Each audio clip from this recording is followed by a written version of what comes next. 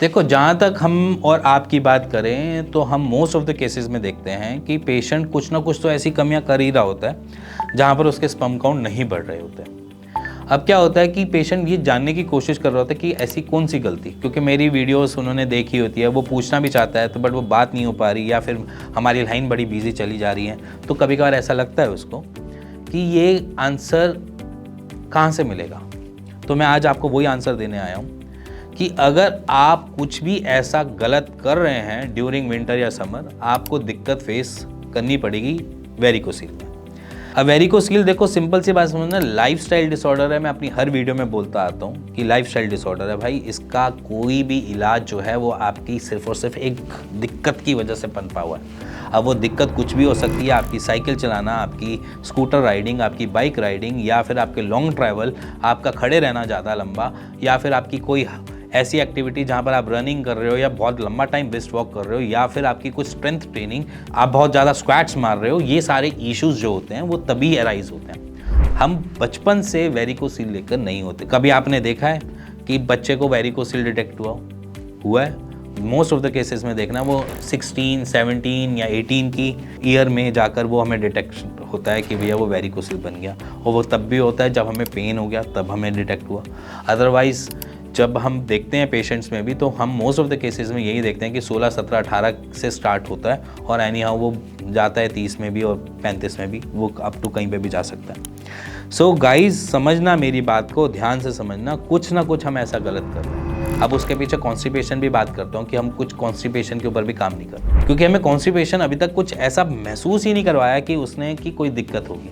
और most of the cases में देखना कि पेशेंट ज़्यादातर इन सारी चीज़ों में लीन ज़्यादा मिलते हैं। एज एन हम देखते हैं कि बहुत ज़्यादा मोटे नहीं मिलेंगे या बहुत ज़्यादा हेल्दी नहीं मिलेंगे, ज़्यादातर लीन मिलेंगे, या फिर वो जिमिंग या स्ट्रेंथ ट्रेनिंग कर रहे होते हैं तो वहाँ पर वो थोड़े से हो जाते हैं, ब्रॉड हो जाते हैं, बट वहाँ पर भी वो उनका स्ट्रेंथ ट्रेनिंग की वजह से इम्पैक्ट आया हुआ होता है। तो ये कुछ गलतियाँ जो मैं हमेशा कहता हूँ कि पेशेंट कर रहा होता है, यही सबसे बड़ी चीज़ है कि आपने अपनी डे टू डे की रूटीन में खोजना कि ऐसा तो नहीं है कि मैं बड़े लंबे टाइम तक बैठा रहता हूँ, या ऐसा तो नहीं है मैं बड़े लंबे टाइम तक खड़ा रहता हूँ, ऐसा तो नहीं है मैं जिम तो जा रहा हूँ बट वो उसका इफेक्ट जो है वो मेरे को टेस्टिस में पड़ रहा हो, मीन्स आपके ग्रोइन एरिया में पड़ रहा हो और वहाँ पर वो वेन्स को और फुला रहा हो, या फिर मैं बहुत ज़्यादा ड्राइव तो नहीं कर रहा, मतलब कि आप बहुत लंबे टाइम तक ऐसा तो नहीं बाइक राइड कर रहे हो, क्योंकि हमारे पास ऐसे पेशेंट्स आए हैं जिनको सिर्फ और सिर्फ बाइक राइडिंग की वजह से वेरिकोसील बना, मतलब क्योंकि वो सुबह सुबह उठ के दूध देने जाया करता था, उसके बाद उसको पता चला कि वो जो दूध देने जा रहा है बाइक पे वो ही उसको इम्पैक्ट दे गया और उसी की वजह से वेरिकोसील बन गया।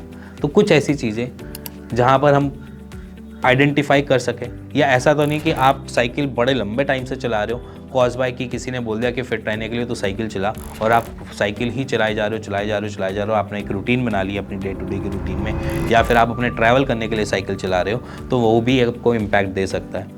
ठीक है, अगर कुछ आपको ऐसा लग रहा है कि कुछ भी ऐसा अनईजीनेस या फिर आपको हल्का सा पेन भी टेस्टिस में महसूस हो रहा है आफ्टर साइकिलिंग या आफ्टर स्कूटी या आफ्टर बाइक, तो समझ लेना कि वो ही एक मेजर रीज़न है जो आपको वेरिकोसील में कन्वर्ट करने की कोशिश कर रहा है और वो ही दिक्कत बना रहा है। अब बहुत सारे पेशेंट ये भी कहते हैं कि सर अगर हम ये सारी चीज़ें छोड़ देंगे तो काम कैसे करेंगे? तो मैं सिंपली कहता हूँ public transport, use public transport, जहाँ पर आपका ना ज़्यादा बैठने का काम, ज़्यादा खड़े होने का काम आपका ज़्यादा, क्योंकि आप इंडिविजुअली अगर देखा जाए तो हर जगह पे कुछ कर रहे हो जिसकी वजह से आपको वो इम्पैक्ट नहीं दे रहा।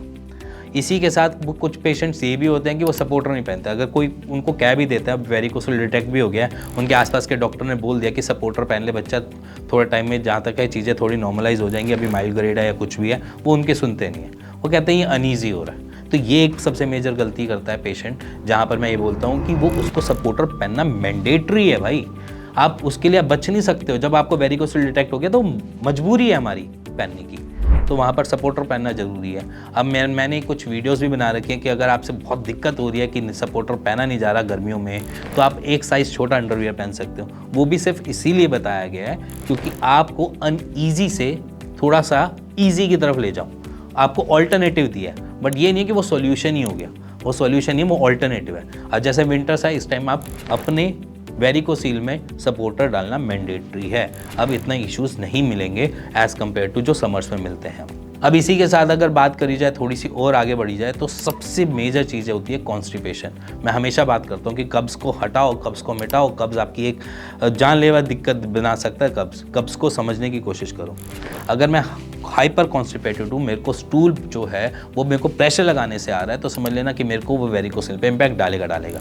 अब सिंपल सी बात समझना, मैं स्टूल पास करने जा रहा हूँ, सुबह सुबह मोशन पास करने जा रहा हूँ और मैं जोर लगा रहा हूँ नीचे की तरफ, और जब मैं जोर लगा रहा हूँ तो उसका क्या प्रेशर तो बना ही रहा हूँ ना। जब जोर लगा रहा हूँ तो मेरा लोअर एब्डोमेन तो प्रेशर बना ही रहा है ना, और जब वो प्रेशर को बना रहा है, बिल्ड कर रहा है, तो वो नीचे की तरफ इम्पैक्ट डाल रहा है, और जब वो नीचे की तरफ इम्पैक्ट डाल रहा है तो वो हमें दिक्कत दे रहा है। तो कॉन्स्टिपेशन को रिलीव करना जरूरी है, मैंडेटरी है। और इसके लिए आपको इसबगोल लेना पड़े या त्रिफला का चूरन लेना पड़े, लो और उससे वो रिलीव करो। इसमें आपको डाइट में चेंजेस, ज़्यादा से ज़्यादा फाइबर इंटेक करो, फ्रूट्स ज़्यादा खाओ, थोड़ा सा सब्जियां ज़्यादा इंटेक करो। अब यहाँ पर कुछ लोग कहते हैं कि कच्ची चीज़ें ज़्यादा खाओ, मैं कच्ची चीज़ें के लिए अवॉइड करूँगा, उससे आपको कुछ नहीं मिलेगा, आपको दिक्कतें मिलेंगी। यहाँ पर जो भी खाना खाना है प्री कुक्ड फूड में खाओ, मतलब कि थोड़ा सा पहले बना हुआ हो, सॉटे किया हुआ हो, तब खाना खाओ, तो उससे आपको ईजी मिलेगा। आपके गट को कम काम करना पड़ेगा और वो जल्दी से डाइजेस्ट कर लेगा उसको। तो ये कुछ गलतियां हैं जो बेसिकली विंटर हो या समर्स हो पेशेंट करता रहता है, जिसकी वजह से वेरिकोसील हील होने में इशू करता है। अब ये कुछ गलतियां मेरे ख्याल से हर कोई पेशेंट नोटिस करता है, बट उसके ऊपर एक्ट नहीं करता। तो मैं एक्ट करने के भी आज तरीके बता दिए कि पब्लिक ट्रांसपोर्ट यूज़ करना है, दूसरा कॉन्स्टिपेशन रिलीव करने के लिए कुछ भी चूरन खाओ या फिर इसबगोल खाओ, उसको रिलीव करो, तीसरा सपोर्टर पहनना मैंडेटरी है, और चौथा ईडी फेस कर रहे पेशेंट हमेशा उसको लॉजिकली या इलॉजिकली उसको इम्पैक्ट डाल देते हैं कि वो वेरिकोसील की वजह से है।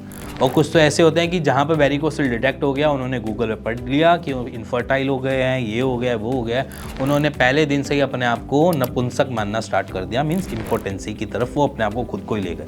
वहाँ पर उनका जो बॉडी है वो उसी तरीके से वर्क करना स्टार्ट कर देता है, तो वहाँ पर वो नेगेटिव इम्पैक्ट और पड़ता है। तो इसीलिए मैं कह रहा हूँ कि अपनी विचारों को, अपनी सोच को पॉजिटिविटी की तरफ बढ़ाओ, रादर देन वेरिकोसील हो गया तो मैं बिल्कुल ख़त्म हो गया, ऐसा सोचना बिल्कुल गलत है।